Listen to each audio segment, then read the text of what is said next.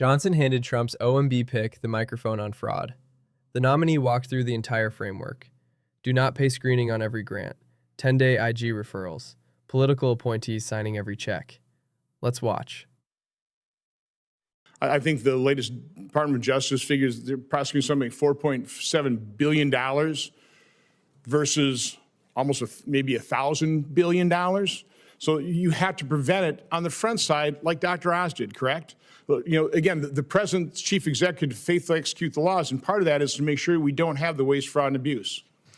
Absolutely, Senator. It's so important that we put these controls on the front end, which is why I think some of the actions that we're taking in 2 CFR is really important. Under the 2 CFR uniform guidance regulations for grant making, every agency will be required to be using the Do Not Pay lists before they send out funding. If IGs catch fraud, they would be required to send the instance of that fraud to the U.S. Attorney for the District of Columbia within 10 days. So we think a lot of these controls, in addition to the accountability of having one of the president's political personnel serving as kind of the last check on a grant before it goes out, will certainly help us manage the federal budget and ensure that we're stopping fraud on the front end, because it's so hard to combat on the back end. So wouldn't it be nice if our colleagues on the other side of the aisle would be concerned about that $250 billion to $1 trillion of fraud and actually work with the administration to encourage, for example, their governors to provide the information to the federal government so we can stop it before it's ever spent? Can you talk a little bit about the frustration this administration is having in terms of getting the data they need to analyze it to prevent fraud from going out the door in the first place? Senator, I think that's a great question. I think in the SNAP program, we've seen many states being unwilling to provide information to USDA. Certain states have been willingly providing information to ensure that there are proper controls in the SNAP program as that funding is going out, but we've seen many states refuse to do it. Now, obviously, we think this is a bipartisan issue. We think that we can bring everyone to the table on this, and we would hope that people would do so moving forward to have permanent, enduring reforms, because I don't believe that anyone here wants to see fraud in federal government. And of course, that's my goal of using that $100 million to establish a permanent AI program and a structure and programs within OMB to properly manage this and, again, prevent the money from going out, you know, where you can never recover it. But thank you, Mr. Duncan. Congratulations. Mr. Chair, Mr. Duncan, I applaud you for your judgment. Just like me, you grew up in another state and married a Virginian. So we have that connection. Was the 2024 presidential election rigged? Senator, President Trump won the 2024 presidential election. Yeah, folks, how about that? So he was asked twice, was the 2020 presidential election rigged? And he said President Biden was certified to be the winner. He wouldn't answer the question. Saying President Biden was certified as the winner of that election is like saying today is Tuesday, June 16. I mean, it's a fact. But he wouldn't acknowledge that President Biden won that race. Now, there's only one of two reasons, Mr. Duncan. You have either fallen victim to the conspiracy mindset that says that that election was rigged, and if you're a conspiracy theorist, you shouldn't be let anywhere near the position you've been nominated for. Or, you know, President Biden won the election, but you're afraid of making an insecure president mad by acknowledging that fact. You answered so easily when I asked you the question about 2024. You didn't fight, you didn't evade, you didn't obscure, you didn't try to end run. You said President Trump won the election, which he did. He won the popular vote, he won the Electoral College. The answer was just as simple about 2020. The fact that you were unable to give the simple answer about 2020 raises real serious questions about you. Let me ask you this. In your current position, I believe you're a legislative affairs director for USAID, which its programs, to the extent they're being delivered at all, are sort of being delivered through state and others, but OMB is sort of managing the wind down of the operation. We are currently in the midst of a severe global health crisis. We've got an Ebola outbreak in Africa that's accelerating rapidly and that some experts have warned could be extremely dangerous. We're seeing screwworm return to the United States after decades of work to eradicate it. We've got measles outbreaks in communities that haven't had major measles issues since the vaccine became available. We've had 111 cases in Virginia so far this year, and we only had 25 last year. Meanwhile, what's the administration been doing to prepare for these types of global health issues?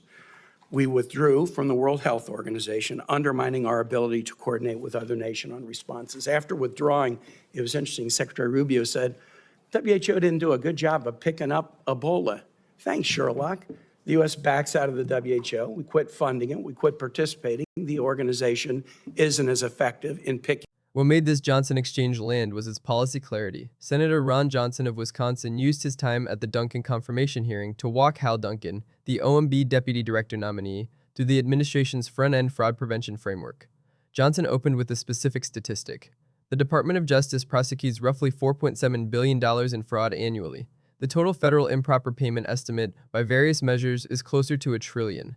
The structural point Johnson was making is that catching fraud after it happens cannot scale to address the underlying problem. The Government Accountability Office publishes an annual report on improper payments. The most recent estimates range between $236 billion and $521 billion, depending on which programs and which methodology are included. The methodology is set out in OMB Circular A123. The range matters because it sets the empirical baseline for any conversation about anti-fraud policy. Johnson's trillion-dollar number is at the high end of plausible estimates. Duncan responded by naming the administration's specific tool. Title II of the Code of Federal Regulations, the Uniform Guidance for Federal Grant-Making, is being restructured. Every agency will be required to use the Do Not Pay lists before sending out funding. If inspectors general catch fraud, they will be required to refer the instance to the United States Attorney for the District of Columbia within 10 days. The combination in the administration's framing creates a structured front-end control. Title II of the Code of Federal Regulations is the Uniform Administrative Requirements, Cost Principles, and Audit Requirements for federal awards. The regulation governs how every federal grant program operates from solicitation through closeout. It is the most consequential single regulation in the federal grant-making system. Changes to the regulation propagate through every grant program at every agency. The scope of what Duncan was describing, if implemented, is genuinely large. The Do Not Pay lists Duncan referenced are operated through the Treasury Department's Do Not Pay Business Center. The portal cross-references payee information against a range of source databases: death records, sanctions lists, suspension and debarment registries, excluded parties from prior fraud determinations.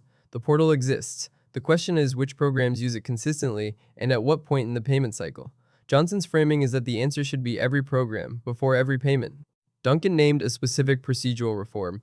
If an inspector general identifies fraud in a federal program, the IG would be required to refer the instance to the United States Attorney for the District of Columbia within 10 days. The 10-day clock would standardize a process that has historically varied across agencies.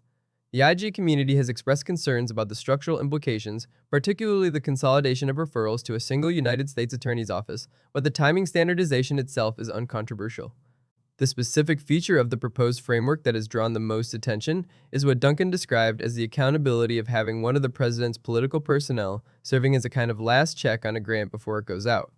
The political appointees sign-off requirement, if adopted, would mark a significant change in how grant-making operates. Civil servants currently perform that function under technical and statutory criteria.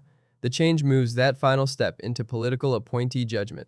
Johnson's framing throughout the exchange was supportive of the administration's approach. He used the phrase, quote, "so it would not be nice if our colleagues on the other side of the aisle would be concerned about that $250 billion to $1 trillion of fraud." The phrase positions opposition to the framework as opposition to fraud prevention itself. The rhetorical move is effective on its own terms. It also obscures specific concerns about the political appointee sign-off that critics of the framework would raise. Johnson then asked Duncan to talk about the frustration the administration was having in terms of getting data from state governors. Federal anti-fraud systems depend on data flow from state-administered programs: state unemployment insurance, Medicaid managed care, food assistance. Each of those programs operates with state agencies as the primary administrator. Without state data flow, federal anti-fraud screening misses a substantial fraction of the relevant transactions.